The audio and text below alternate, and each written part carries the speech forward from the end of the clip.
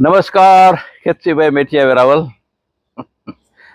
પાછું કે યોગમાં જાણવા મળ્યું અમને કે લોકો પરસેવાથી બીએ છે. પરસેવો પડે, પૈસો બહાર ગરમીનો સિઝન છે, પરસેવો પડે એટલે બીએ એટલે સીધો એસીમાં બેસી, એસીમાં સીધા.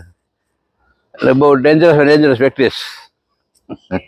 કુદરતના નિયમ પ્રમાણે પરસેવો ખાવો પડે, સિઝન પ્રમાણે રહેવું પડે ને પરસેવો બી ઉતરવો જોઈએ શરીરમાંથી. ટોક્સિન બહાર નીકળે, પરસેવામાંથી બધું બહાર નીકળે, કચરો બહાર, બધું ટોક્સિન, અમુક છુપાયેલા ટોક્સિન હોય, બધી બહાર નીકળતા હોય જનરલી. પણ માણસો ડરી જાય છે બધી, એટલે સીધું એસીમાં બેસી જાય સીધા.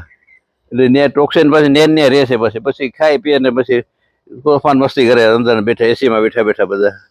એટલે શરીર ડેમેજ થતું જાય, ધીમે ધીમે કંઈ ખબર ના પડતી હોય. ઘણા બધા અમુક અવયવ ઘસાતા હોય કે ખબર ના પડે. કોઈ અમુક બીમારીના કારણો આ છે. જનરલી પરસેવો એક દી પાડવો જોઈએ, આખા દિવસ. 12 માસની વાત છે આ તો, 12 માસ.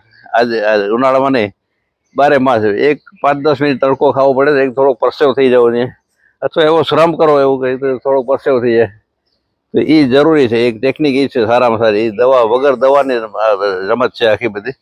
જરાક પરસેવો પડે આખા દિવસમાં એટલે તમે તાજા, કોઈ બીમારીનું કારણ નથી કોઈ. પછી પણ એસીમાં બેસવું પડે છે ને, એ બહુ ડેન્જરસ વસ્તુ છે. એમાં હવે બેંકો વાળાને બધાને હવે બધું એસી થઈ ગયું, આખી દુનિયા આખી બધી એસીમાં બેઠા હોય બધા.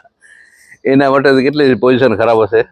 પણ એના માટે વિકલ્પ છે એક, કે એ ઓફિસમાંથી છૂટીને પાછું એક થોડીક દોડે અથવા ચાલે, અથવા એ બહાર નીકળીને બહારની હવામાં પરસેવો પડે એકવાર, તો એનો રિકવરી થઈ જાય. પાછી ત્યાંથી ઘરે, ઓફિસમાં બેસીને ઘેરે પાછા, ઓફિસમાં ઘેરે પાછા એસીમાં બેસી જાય પાછા. એટલે ન્યાય ડેન્જરસ થાય, ન્યાય પોઝિશન બગડે એને. એટલે નાની બીમારી એવો જન્મ લઈ ને કંઈ ખબર ના પડે ક્યારે બીમારી આવી જાય, કંઈ ખબર નહીં પડે.